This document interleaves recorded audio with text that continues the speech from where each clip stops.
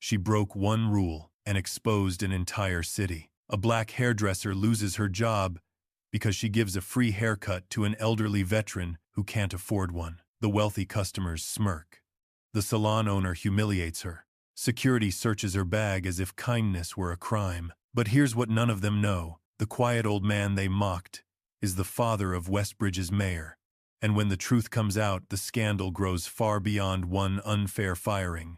Hidden cameras, corrupt officials, stolen land, and a conspiracy powerful enough to destroy anyone who refuses to stay silent begin to surface. Before we begin, tell us where you're watching from and stay until the very end, because this ending won't be what you expect. The trouble began before Arthur Whitfield even reached the reception desk. He stepped into Harrow House Grooming Club, wearing a faded military jacket with frayed cuffs, scuffed brown shoes, and the quiet discomfort of a man who already knew he did not belong in places like this.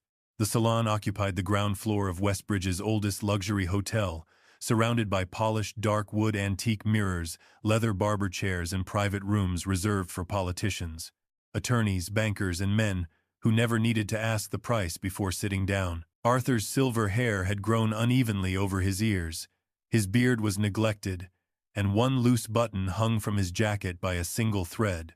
In his hand he carried a folded announcement for a memorial service honoring soldiers who had never returned home. He approached the receptionist and quietly asked how much a basic haircut would cost. When she gave him the price, Arthur opened an old leather wallet, counted the few bills inside, and asked whether there was a cheaper option without shampoo, styling, or any of the extras.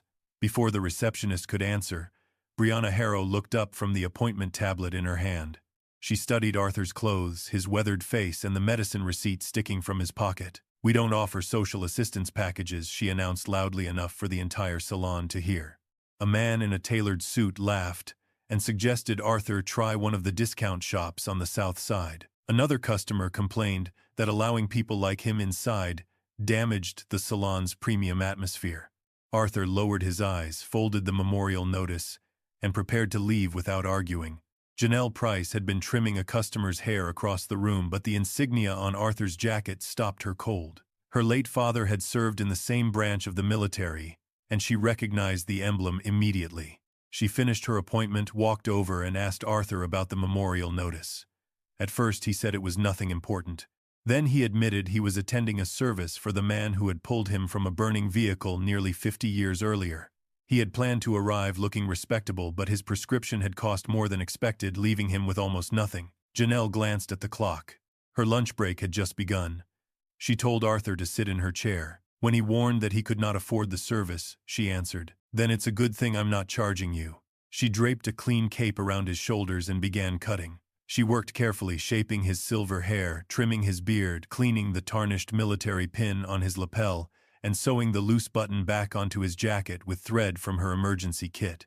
When she finished, she helped him straighten the old tie he had carried in his pocket. Arthur stared into the mirror for several silent seconds. His eyes became wet, though his voice remained steady. "I haven't recognized that man in years," he said. Brianna discovered what was happening when Arthur's haircut was nearly halfway finished. She stormed across the salon and ordered Janelle to stop immediately. Janelle refused to leave an elderly man sitting in public with one side of his hair cut and the other untouched. Brianna accused her of stealing company time, wasting expensive products, and bringing Southside problems into a distinguished brand. Janelle continued working and replied that Arthur was not a problem. The real problem was a business that earned thousands of dollars every day but considered 30 minutes of kindness an unacceptable loss. Their argument brought Celeste Harrow from her private office. Celeste did not ask who Arthur was, why he needed the haircut, or why customers had mocked him. She asked only one question: who authorized a complimentary service?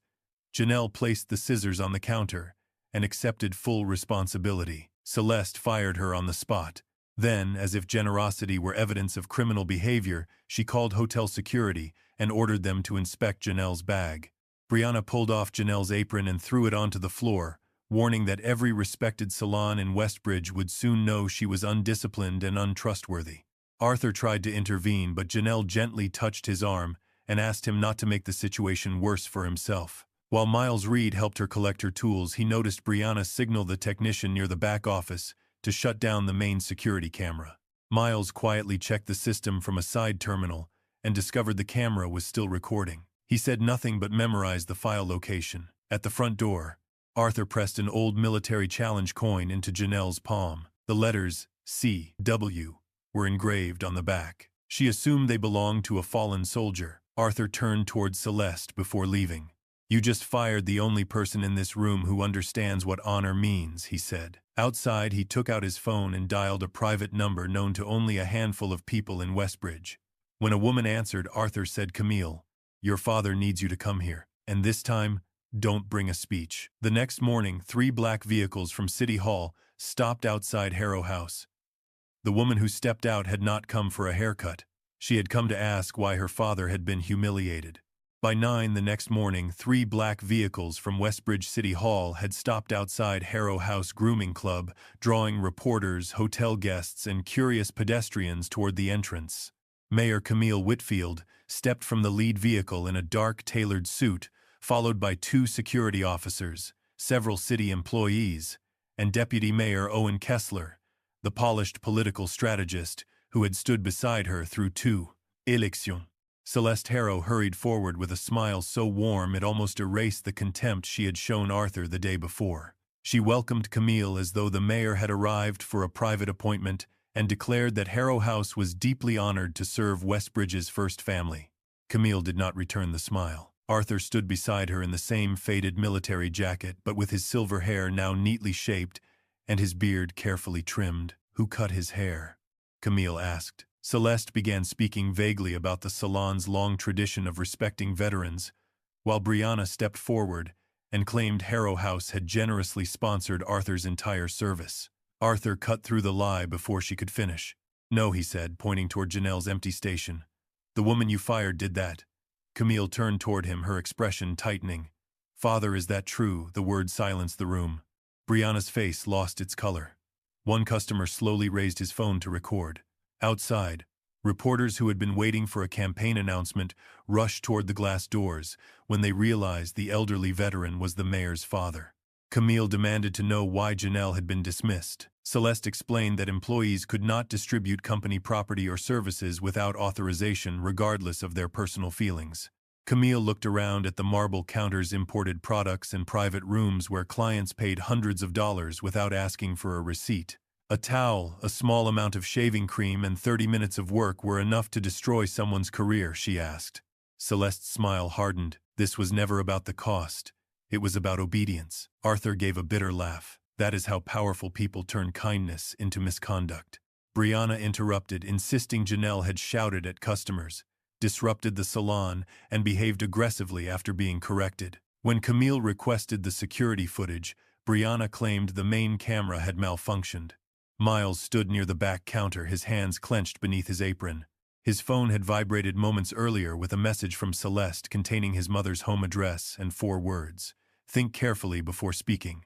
He knew the camera had worked, but fear kept him silent. Arthur urged Camille to close the salon immediately and revoke its license. Camille refused. She explained that a mayor could not punish a business through personal authority simply because the victim happened to help her father. Arthur accused her of hiding behind the word procedure whenever courage became politically expensive. The argument exposed a fracture far older than the haircut. Father and daughter had barely spoken in more than 2 years, not since Arthur publicly opposed the North Star Renewal Project, which Camille had promoted as a plan to bring affordable housing and employment to South Haven. Arthur believed the development would force working families from the neighborhood they had built over generations. Camille argued that rejecting investment would leave South Haven trapped in poverty. Their conflict carried the weight of shared history.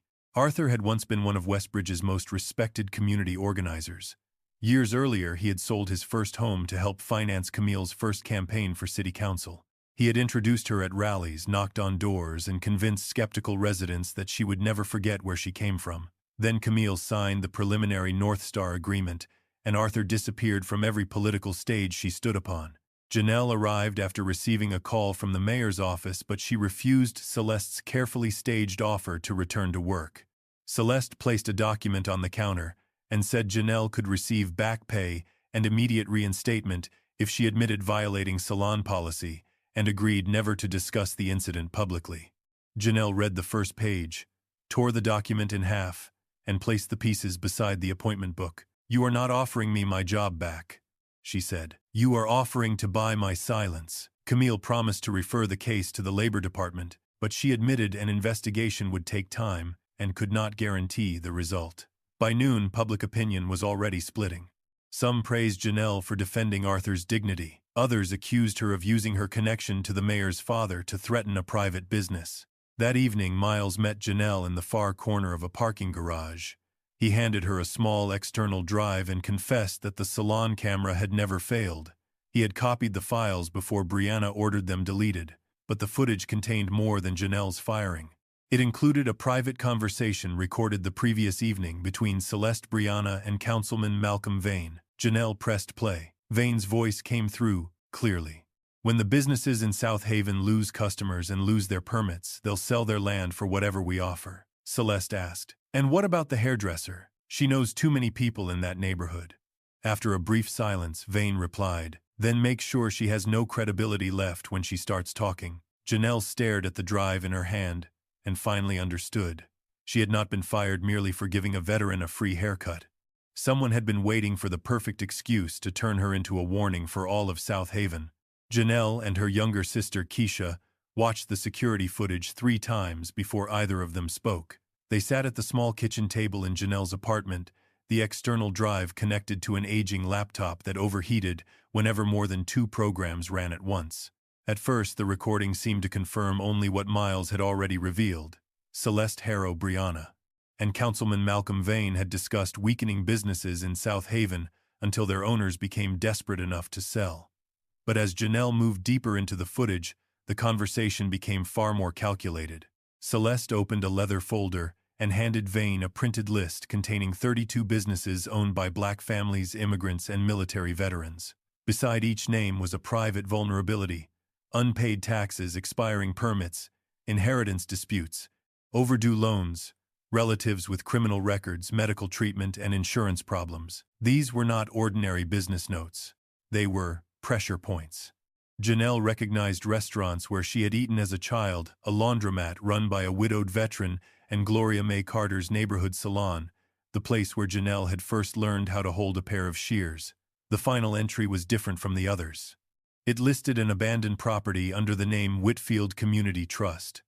There was no debt amount or owner's name beside it, only one handwritten word: priority. Keisha wanted to upload the entire recording immediately. She argued that waiting only gave Vane more time to destroy evidence. Janelle refused. The audio was clear in places and muffled in others, and she knew Celeste's lawyers would call it manipulated before the public finished watching the first minute. Miles, speaking through a secure video call, looked terrified. Copying the files could cost him his job, his savings, and possibly expose him to criminal accusations if the salon claimed the footage contained protected client information. They took the drive to Lena Ortiz at WBRG 7, entering through the station's loading entrance to avoid the cameras near the front lobby. Lena had spent months investigating North Star renewal, but every source who agreed to speak had withdrawn after receiving inspection notices, loan audits, or threats involving family members. She listened to the recording without interrupting, then placed a map of South Haven across the editing desk. Red marks covered dozens of properties. Lena explained that several businesses had received health code violations within days of refusing purchase offers from companies tied to North Star. A mechanic had lost his operating permit because of paperwork that had been accepted for 15 years. A grocery owner had been audited after rejecting a buyout. A church-run daycare had suddenly been classified as unsafe, despite passing an inspection the previous month. Lena had always suspected coordination, but she had never found a direct connection between Vane and Celeste. The salon recording finally gave her one. She asked Janelle to appear on camera as a whistleblower, believing a public face would make it harder for the story to disappear. Janelle refused. She had no job, her rent was overdue, and Keisha's nursing tuition depended on the money Janelle no longer had. Going public would not only make her a target, it could drag her sister into a fight she had never chosen. Lena told her that remaining silent would not erase the list. It would only leave the people on it unaware that someone had already selected the exact weakness to use against them. Gloria May Carter gave Janelle an even harsher answer. When they arrived at her salon in South Haven, Gloria locked the front door, pulled down the blinds, and read the list in silence. Her own business appeared beside the words inheritance dispute and fire code review. She looked at Janelle and asked whether she still believed keeping quiet would protect her. Janelle said she needed time. Gloria reminded her that 18 years earlier, another development company had targeted the salon owned by Janelle's parents. Inspectors arrived repeatedly. Their small business loan was suddenly recalled, and a zoning change made repairs too expensive to complete. Janelle's father lost everything he had built and died still believing he had simply failed. Gloria had never been able to prove who had coordinated the pressure. Now she believed the same network had returned under a cleaner name and with stronger political protection. That revelation changed the meaning of the entire case for Janelle. North Star was not merely threatening strangers.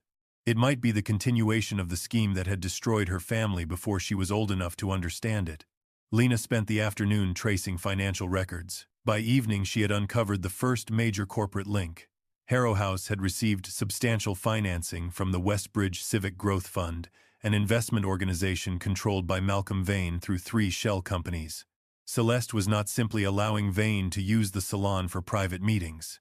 She held a concealed ownership stake in the luxury development plan to replace the businesses being forced out of South Haven. Harrow House was their unofficial headquarters, a polished room where politicians, investors, and consultants could discuss displacement while customers drank imported coffee a few feet away.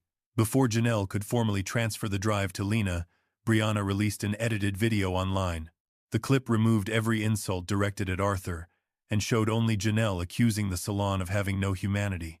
Brianna posted a statement claiming Janelle had repeatedly given free services to friends, intimidated customers, and become aggressive when corrected. Within hours, 3 salons canceled Janelle's interviews. Her landlord demanded the overdue rent within 48 hours. Keisha received notice that she could be suspended from nursing school if her tuition balance was not paid. Every punishment arrived separately, yet together, they felt coordinated. Lena decided she could not broadcast the story until she verified the property list. Miles returned to Harrow House after closing, hoping to recover appointment records, proving Vane had met Celeste there repeatedly. He found Celeste's office stripped of files and the main camera drive removed from the system. As he turned to leave, Brianna stepped from the darkened hallway. "Do you really think you're the only one who knows how to make a backup?" she asked. Miles did not answer. That night, Janelle returned home and found her apartment door unlocked. Nothing had been overturned. No jewelry or cash had been taken. Only the external drive was missing. On the kitchen table lay a photograph of Keisha entering nursing school that morning. The picture had been taken from across the street. On the back, someone had written, "One haircut cost you your job. Don't let one video cost you your sister." For the first time, Janelle understood that the people behind North Star were not merely watching her. They had already begun deciding which person she loved would suffer next if she refused to stay silent. Janelle called the police the moment she found the photograph of Keisha on her kitchen table.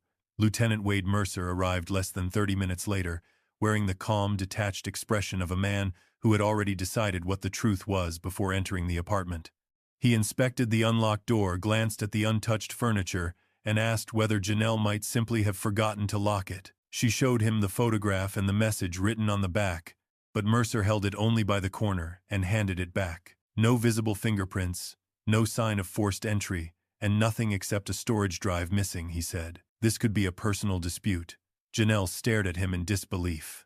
Someone had followed her sister, entered her home, stolen evidence, and left a direct threat, yet Mercer treated it like carelessness. 2 hours later, the same lieutenant returned with 4 officers and a search warrant. This time, he was no longer dismissive. Celeste Harrow had accused Janelle of stealing more than $8,000 in cash luxury hair products, a confidential client list, and private security data from Harrow House. Mercer searched the apartment while another officer examined Janelle's car. Within minutes, they found a sealed envelope of cash and a bag of expensive salon products hidden beneath the spare tire in her trunk. Janelle had never seen either item before. She told Mercer the evidence had been planted, but he ordered her to turn around and placed her in handcuffs while neighbors watched from their doors and phones recorded from the sidewalk. The video of Janelle's arrest spread faster than the story of the free haircut ever had. Brianna held a press conference outside Harrow House, surrounded by cameras and carefully arranged employees. She claimed the salon had tried to resolve the situation privately, only to discover a prolonged pattern of criminal behavior. Celeste said nothing about Arthur, the edited footage, or the threat left in Janelle's apartment. She reframed the entire case as a responsible business protecting wealthy clients from an unstable former employee. People who had defended Janelle online quietly deleted their comments. A woman from South Haven who had offered her temporary work stopped answering calls. Keisha's nursing school informed her that she could no longer continue her hospital placement until the investigation was resolved because the partner hospital feared reputational damage. At the police station, Mercer placed a prepared confession in front of Janelle and told her to sign it. The statement claimed she had stolen the hard drive after being fired, taken cash in anger, and fabricated the threat to gain public sympathy. Mercer promised that if she accepted a minor charge, Harrow House might drop the accusation involving the money. Janelle pushed the document away and demanded an attorney. Isaiah Boone arrived after Lena contacted him. He entered the interrogation room with a legal pad, a controlled voice, and no patience for Mercer's performance. Isaiah pointed out that the police had ignored a direct threat against Janelle's sister, failed to collect the photograph as evidence, and searched her vehicle based almost entirely on Celeste's accusation. He also asked why the warrant had been approved so quickly when Janelle's burglary complaint had barely been documented. Mercer insisted that physical evidence had been found in her car. Isaiah answered that evidence was not proof if the police refused to investigate how it got there. Janelle was released pending further inquiry, but the damage was already done. To the public, she was no longer the hairdresser who had shown kindness to a veteran. She was the woman photographed in handcuffs with stolen cash in her trunk. At Arthur's home, the argument between father and daughter became brutal. Arthur demanded that Camille stand publicly beside Janelle. Camille said any statement from the mayor could be interpreted as interference in a police investigation. Arthur asked whether she feared violating procedure or feared giving Malcolm Vane ammunition for the coming election. Camille finally admitted Vane was preparing to run for mayor. If he won, he would control City Hall and push North Star through without resistance. Arthur's expression hardened. If you have to abandon an innocent woman to keep your seat, he said, then that seat already belongs to him. Lena found the first crack in the case through a traffic camera overlooking Harrow House's parking lot. The footage showed Brianna's car pulling beside Janelle's vehicle the night before the search. A hooded figure stepped out, opened Janelle's trunk with a key, and placed something inside. The figure's height and build resembled Miles. Janelle went silent. The one person who had risked everything to help her now appeared to be the person who had framed her. Then Miles disappeared. His phone was off, his apartment was empty, and his mother had not heard from him. Mercer immediately issued a notice, naming Miles as a suspect in the theft of salon data. Hours later, Janelle received a delayed message Miles had scheduled before vanishing. Don't trust the first image. Look at the reflection in the car window. Keisha enlarged the footage frame by frame. In the glass, the hooded figure's wrist became visible. Around it was the distinctive silver bracelet Brianna wore in every photograph. Janelle and Keisha were preparing to send the enlarged image to Isaiah when Janelle's phone rang from Miles's number. A strange man spoke before she could say his name. Your friend is still alive, he said. But every time you bring another piece of evidence into the light, we will take something from him. A cry of pain exploded in the background, unmistakably Miles's voice, and then the call ended. Janelle was no longer fighting, only to recover her reputation. She had to find Miles before the people behind Harrow House turned a living witness into evidence that would never speak again. Janelle was ready to go alone the moment the kidnappers sent the location. The message contained no name, only a set of coordinates near the old rail district, and a demand bring the original salon footage if she wanted Miles back alive. Isaiah Boone blocked the apartment door before she could leave. He warned her that the exchange was almost certainly designed to eliminate both witnesses at once. Janelle argued that every minute they waited gave the kidnappers more time to hurt Miles. Isaiah answered that walking into a controlled location without support would not save him. It would simply give the men behind North Star 2 bodies instead of 1. Lieutenant Wade Mercer refused to authorize a rescue. He claimed there was still no proof that Miles had been abducted, and suggested Miles might be helping Janelle manufacture a crisis to manipulate the media. Lena Ortiz was the only one who found something useful. Through a source at the phone company, she traced the earlier call to a group of abandoned warehouses near the railroad, all owned by a company connected to North Star Renewal. Arthur insisted on going with Janelle. He had worked in that district decades earlier and knew an old maintenance entrance hidden behind the loading tracks. Isaiah objected, but Arthur did not move. "They chose that place because they think only desperate people will enter through the front," he said. "Let them keep believing that." Janelle arrived carrying a false hard drive prepared by Keisha, while Lena watched from a vehicle parked beyond the freight yard. Isaiah remained close enough to intervene but far enough away to avoid exposing the plan.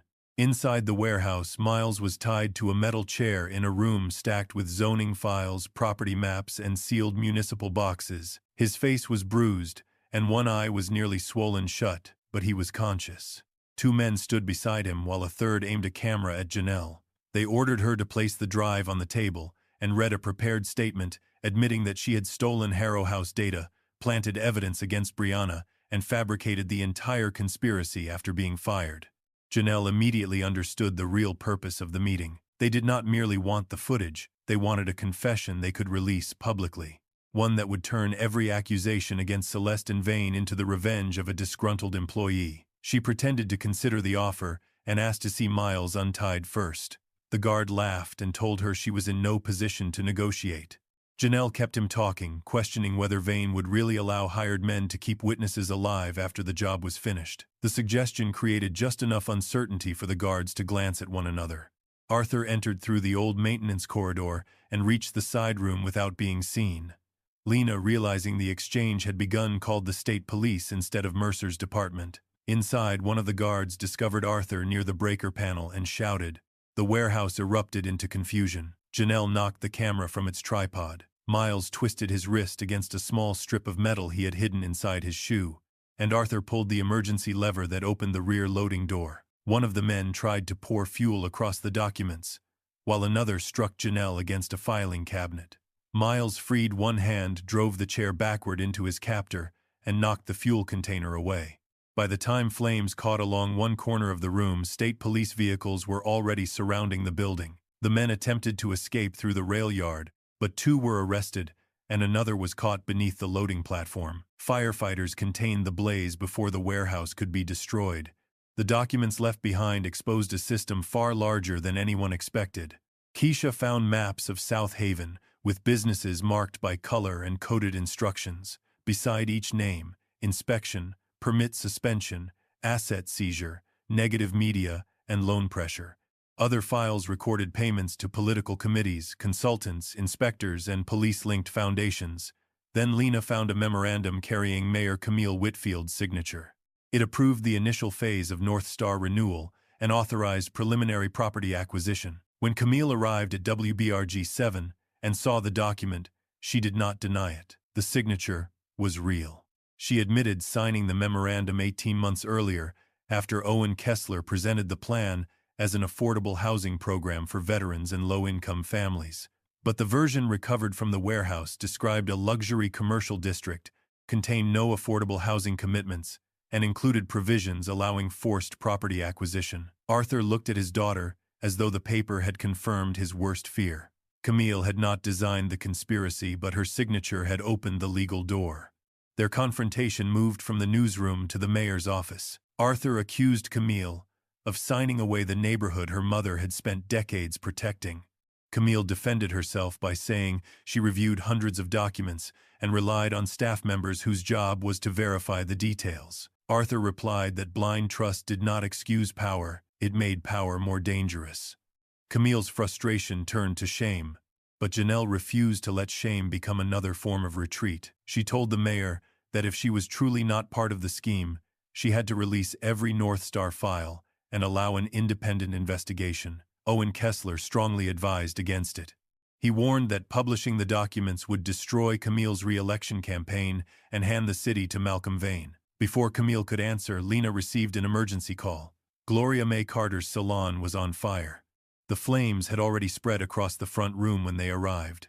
The suppression system had failed because its main valve had been bound shut with steel wire. Gloria was trapped inside trying to save the property deeds stored in the rear office.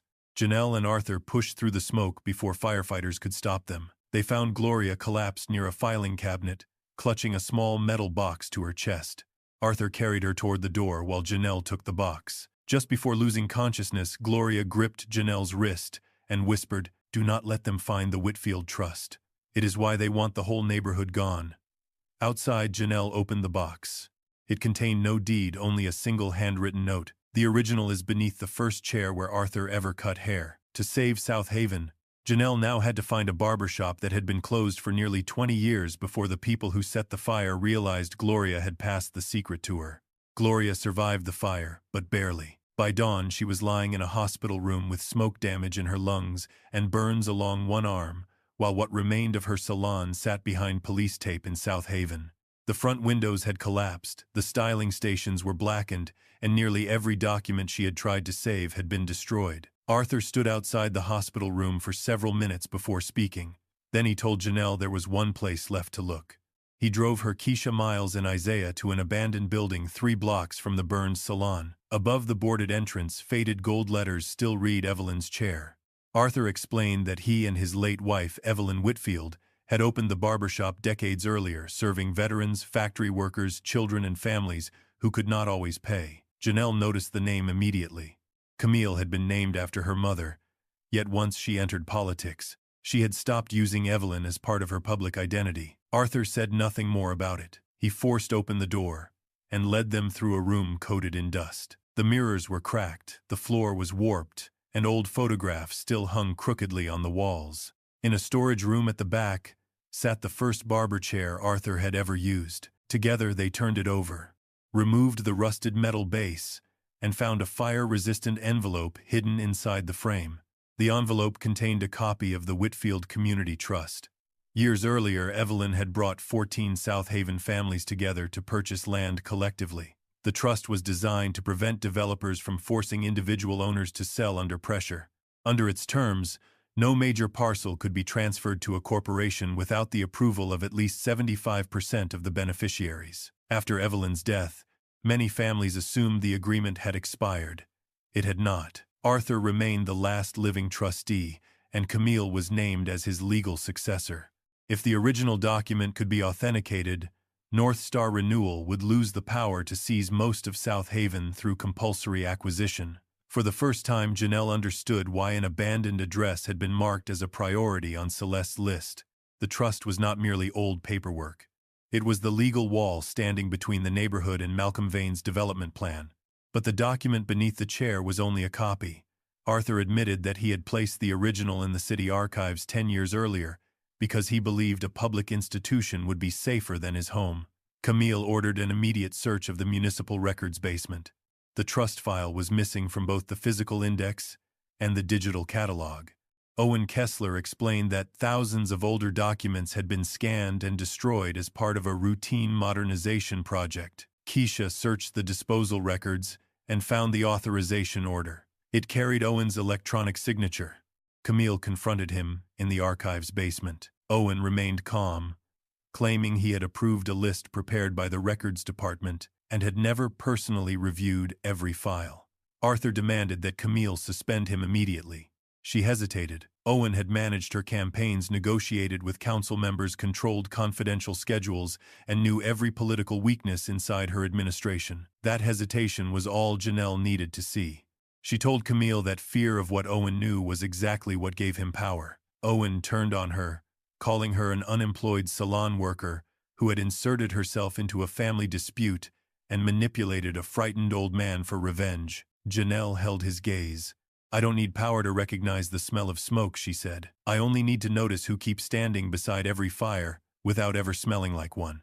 Before Camille could answer, Lieutenant Mercer entered the basement with 2 officers and a warrant for Janelle's arrest. He accused her of trespassing at the warehouse, stealing protected documents, and obstructing an active police investigation.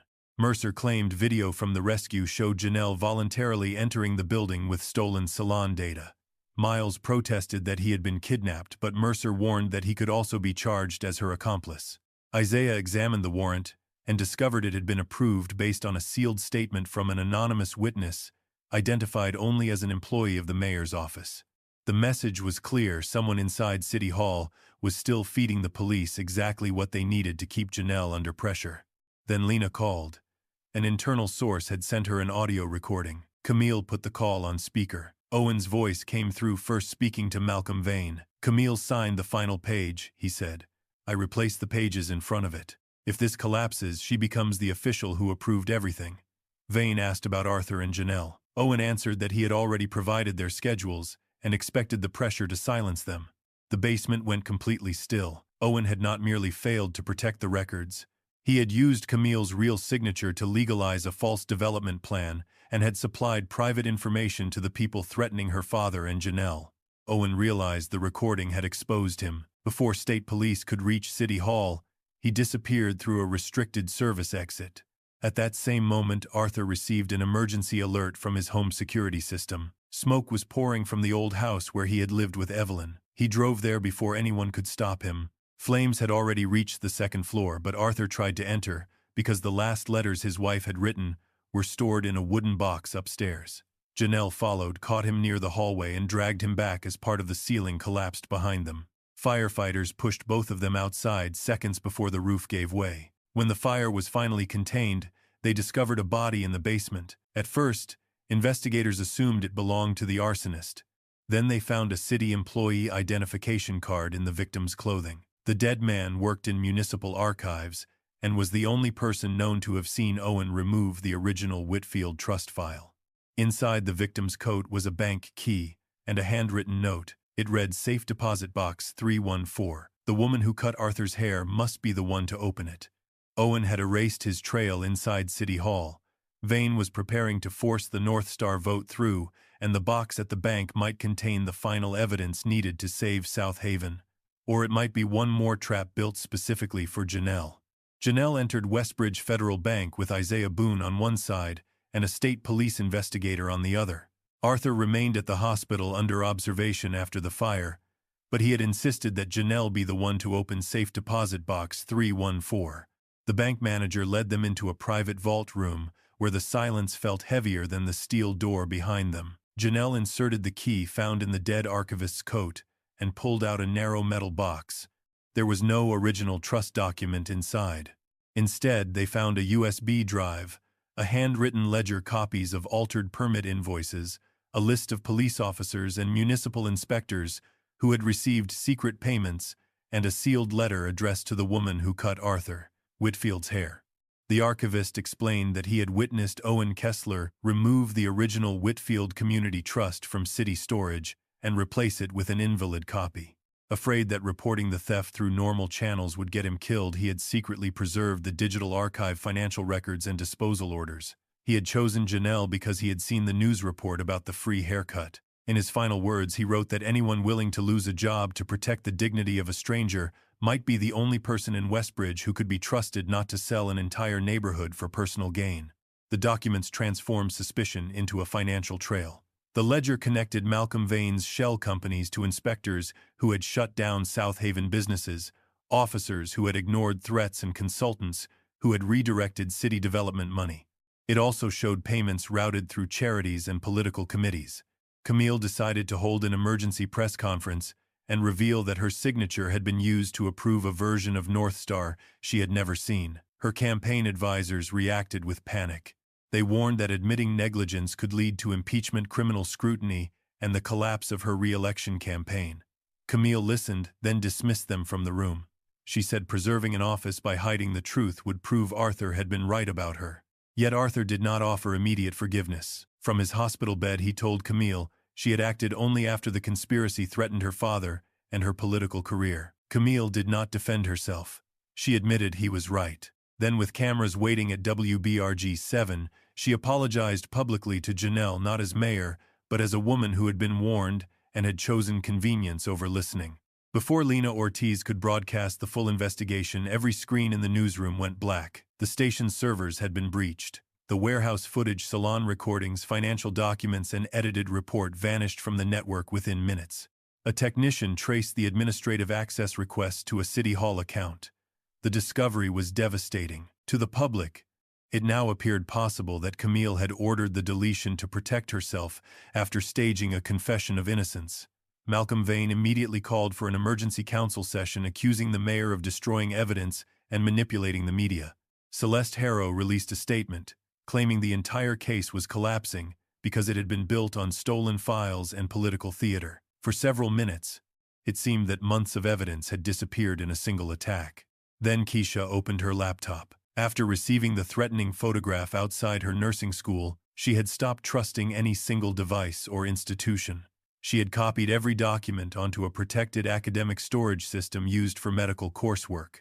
Miles revealed that he had preserved the original salon footage offline inside the encrypted memory of his smartwatch. Lena abandoned the compromised studio and prepared a mobile broadcast using phones, portable lights, and an independent satellite connection. If the people behind North Star controlled the station, she would take the investigation directly to the public without them.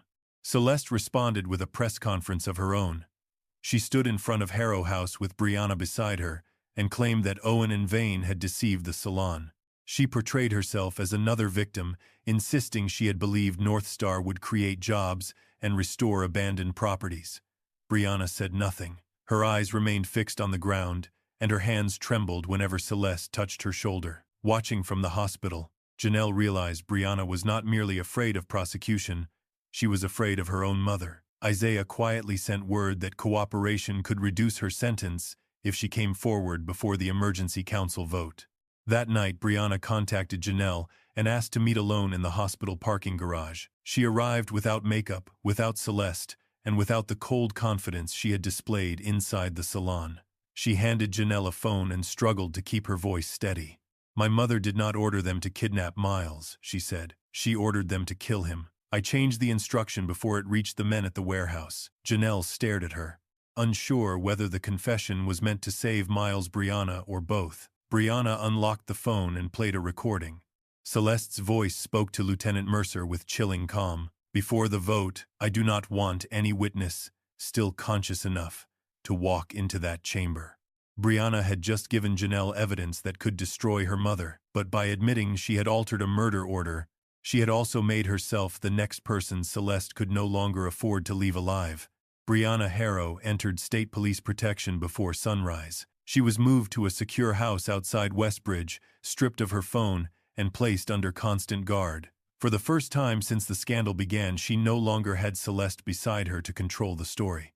With Isaiah Boone present, and Lena Ortiz recording a formal statement, Brianna admitted that she had edited the video of Janelle's firing, planted the salon products and money in Janelle's car, provided Keisha's school schedule, ordered the main camera system erased, and attended several private meetings between Celeste and Malcolm Vane.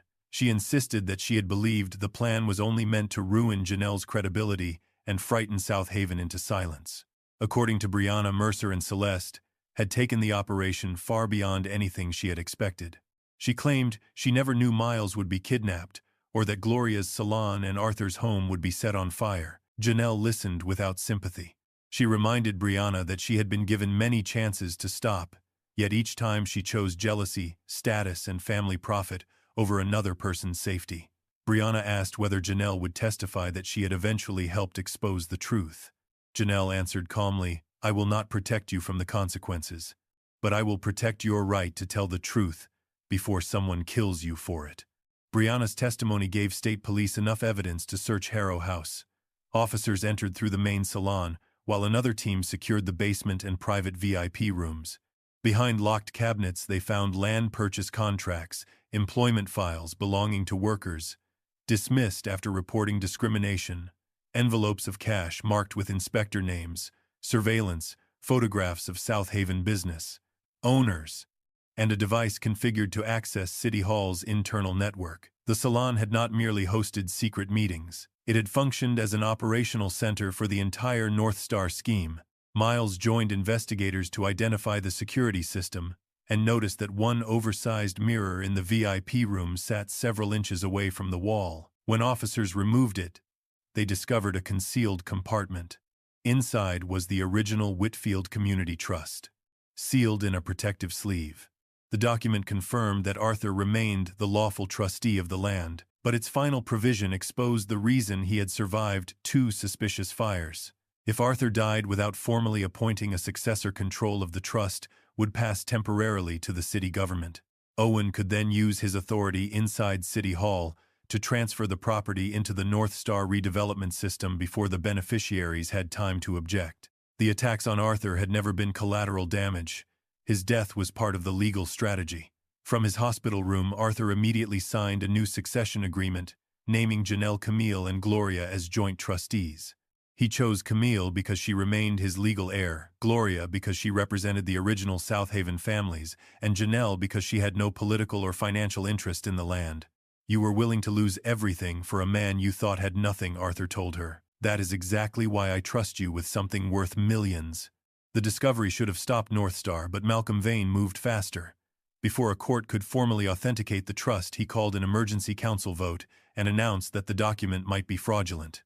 He warned that delaying Northstar would cost Westbridge thousands of promised jobs and trigger lawsuits from investors. At the same time, Mercer escaped before state police could arrest him and was seen entering a vehicle registered to one of Vane's companies. Owen, still in hiding, sent Camille a final threat. If she appeared at the hearing, he would release financial records showing that her campaign had received money from a company tied to Northstar. Camille ordered a complete review of her campaign accounts. The payment was real. It had been approved by a financial advisor who had died 3 months earlier, making it almost impossible to determine whether the donation had been concealed from Camille or knowingly accepted by someone in her office. Her legal team warned that she could be detained for questioning the moment she entered the council chamber. Her advisors urged her to stay away, issue a written statement, and let attorneys handle the hearing. Arthur asked whether she was truly prepared to walk into that room knowing she might leave in handcuffs. Camille looked at the campaign file, then at the original trust document lying beside it. If the truth is only worth telling when it protects me, she said, then it was never the truth. The next day's hearing would decide far more than whether Northstar moved forward.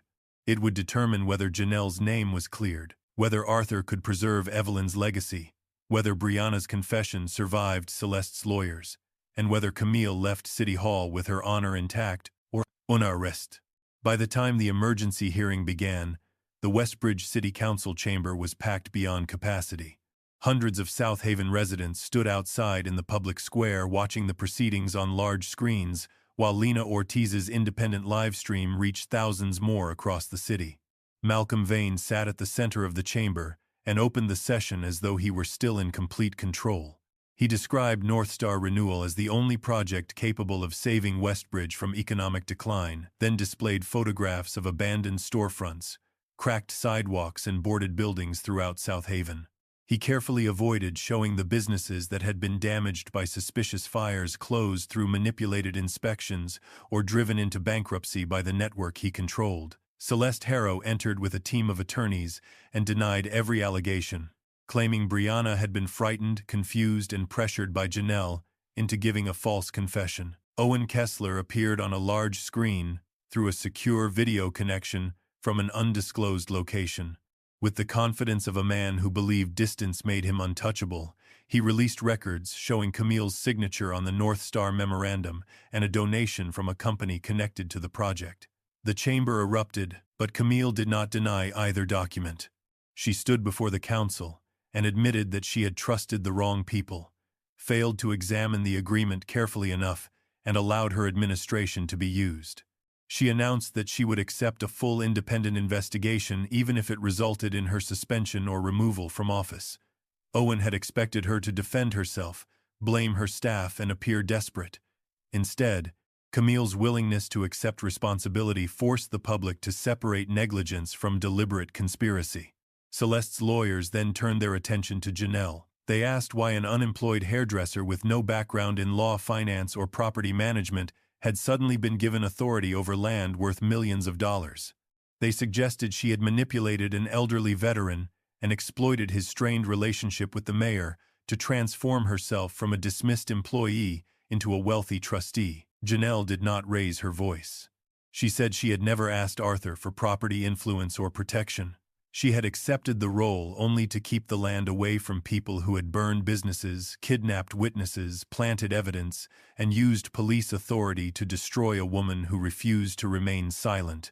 Then she described the first day Arthur entered Harrow House with only a few bills in his wallet. He did not walk into that salon looking for power, she said. He only wanted to look respectable while saying goodbye to a man who died saving his life.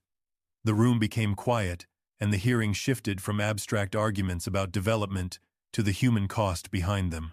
The evidence followed in a precise chain. Miles played the complete salon footage, beginning with Brianna humiliating Arthur and ending with Celeste firing Janelle and ordering her bag searched. Keisha presented the threatening photograph left inside the apartment along with the digital logs proving she had created backup copies before the station was attacked. Lena traced the financial connections between Harrow House Vane's shell companies, North Star investors, and the officials who received payments. Gloria described the false inspections, sudden permit suspensions, and coordinated pressure placed on South Haven business owners who refused to sell. Isaiah revealed Brianna's fingerprints on the evidence planted in Janelle's car, and records showing Mercer had ignored traffic footage that could have cleared her. Finally, Brianna entered under state protection and handed over the phone containing Celeste's recorded order. Celeste called her daughter weak, ungrateful, and willing to betray her own family to avoid prison. Brianna looked directly at her mother. "You never taught me to protect this family," she said. "You taught me to destroy other people before they had the chance to see what we really were." The recording played throughout the chamber, Celeste instructing Mercer to ensure no witness remained conscious enough to reach the vote. Celeste lost control, lunged toward Lena's equipment, and had to be restrained by officers. At that moment, Mercer appeared through a side entrance disguised as a security employee. He moved toward Arthur, intending to drag him from the chamber before he could formally authenticate the trust. Janelle saw him first and stepped between them. Mercer pulled a gun, but Miles struck the emergency alarm. State police flooded the chamber and surrounded him before he could fire. Vane attempted to escape through a rear corridor but was arrested at the loading entrance. Investigators traced Owen's video signal to a private airport where he was taken into custody while preparing to board a chartered plane. Within the hour, the council suspended North Star renewal and emergency court recognized the Whitfield Community Trust as temporarily valid, and Janelle was formally cleared as a suspect in the salon theft. Celeste, Vane, and Mercer were led from the chamber in handcuffs as the crowd outside erupted. Then Arthur collapsed. The celebration stopped instantly. Paramedics carried him through the square while Janelle remained beside him in the ambulance. Arthur gripped her hand and struggled to speak. "Do not turn this victory into another salon that only welcomes people who can pay," he whispered. The heart monitor released a long, unbroken tone just before the ambulance doors closed. South Haven had been saved on paper, but Janelle did not know whether the man who began everything would survive long enough to see the community chair rebuilt. Arthur survived emergency heart surgery, but his recovery lasted for months.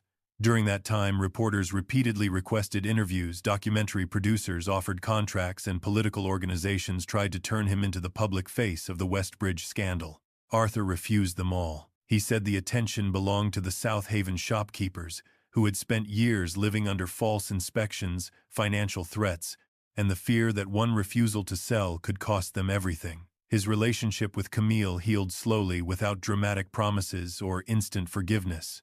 Camille did not ask him to forget that her negligence had helped open the door to North Star. Instead, she promised that no future agreement affecting a neighborhood would be signed until the people living there had been allowed to read, question, and challenge it. Arthur told her it was the first apology she had ever given him that sounded like a commitment instead of a campaign speech. In federal court, Malcolm Vane was charged with bribery, real estate fraud, conspiracy to seize property, obstruction of justice, witness, kidnapping, arson, attempted murder, and money laundering through shell companies.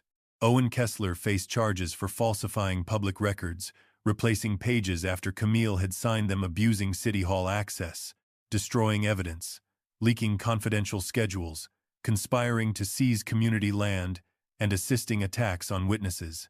Celeste Harrow was indicted for employment discrimination, retaliation, planting evidence, witness intimidation, financial fraud, assisting the kidnapping of Miles, and conspiring to have him killed. Wade Mercer was charged with abuse of authority, unlawful searches, falsifying police reports, accepting bribes, concealing evidence, and participating in the kidnapping and arson operations. Brianna pleaded guilty to planting the salon products and money in Janelle's car, deleting security footage, threatening Janelle, and helping her mother target South Haven. Her cooperation reduced her sentence, but it did not erase what she had done. She received strict probation, mandatory community service, financial restitution to Janelle and Miles, and an order to testify in every related trial. She was also required to enter a restorative accountability program. When Brianna asked whether Janelle would ever forgive her, Janelle refused to offer a comforting answer. "Forgiveness is not a reward the person who caused the damage gets to demand," she said. "You may become better, but I still have the right to remember what you chose." Camille temporarily stepped away from executive authority during an independent investigation. She was cleared of knowing that the North Star pages had been replaced, but the report criticized her failure to supervise her staff. When she returned, she publicly disclosed all campaign donations, created an independent planning oversight board, required community representatives in every land acquisition project, established legal support for threatened small businesses, and introduced stronger protection for municipal whistleblowers. She was not treated as completely innocent. She learned that good intentions did not cancel responsibility when power was abused in her name. 6 months after the hearing, the abandoned barbershop Arthur had once operated with his wife reopened as the Evelyn's Chair Community Grooming and Training Center. Regular customers paid market prices while veterans received free services every Monday. Homeless residents could receive haircuts before job interviews. South Haven teenagers entered paid training programs. Workers who had experienced discrimination received legal guidance, and part of the center's profits supported local businesses still recovering from North Star's pressure campaign. Miles became Janelle's co-owner and directed barber training. Gloria managed the mentorship program. Keisha completed nursing school and opened a free health screening station inside the building. Isaiah helped establish a permanent community legal fund, while Lena continued investigating development projects to ensure another North Star could not grow in silence. On opening day, veterans, children, families, and business owners formed a line around the block. Arthur's original barber chair had been restored and placed in the center of the salon. He entered slowly with a cane and became the first customer. Janelle wrapped the cape around his shoulders and smiled. "Do you have enough money this time?" Arthur opened his old wallet, removed the same few small bills he had carried into Harrow House, and placed them on the counter. Janelle pushed them back. "You paid for this haircut a long time ago." Arthur looked into the mirror and saw Camille standing behind him. He called her forward and introduced her to the room. "This is my daughter, not because she is the mayor, but because she finally remembered who she serves." Camille began to cry as Arthur reached for her hand. Janelle hung Arthur's military challenge coin above the main mirror. Beneath it, she placed a sign that read, "This chair does not ask how rich you are. It reminds you that you still deserve to see yourself with dignity." Janelle had not won simply because the veteran happened to be the mayor's father.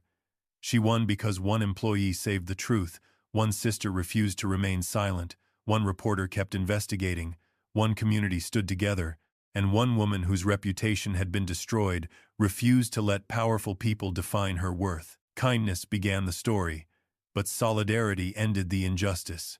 Do you think Janelle should eventually forgive Brianna for cooperating, or should some choices be remembered even after the person who made them claims to regret them?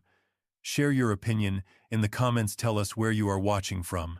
And remember to like, share, and subscribe for more stories, where one small act of kindness becomes powerful enough to force an entire system to answer for what it has done.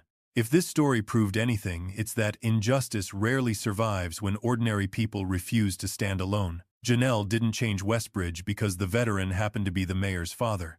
She changed it because she chose compassion when everyone else chose convenience, and because one honest witness, one determined reporter, one courageous sister, and an entire community refused to let the truth disappear. Some wounds can heal, some trust can be rebuilt, but dignity is something no one should ever have to earn with money or status. Now we want to hear from you. Do you think Janelle should ever forgive Brianna after everything she did, or are some betrayals too deep to forgive, even if the person truly changes? Share your thoughts in the comments and let us know where you're watching from. If this story moved you, don't forget to like, share, and subscribe, because the next story may remind us once again that a single act of kindness can be powerful enough to bring an entire corrupt system to its knees.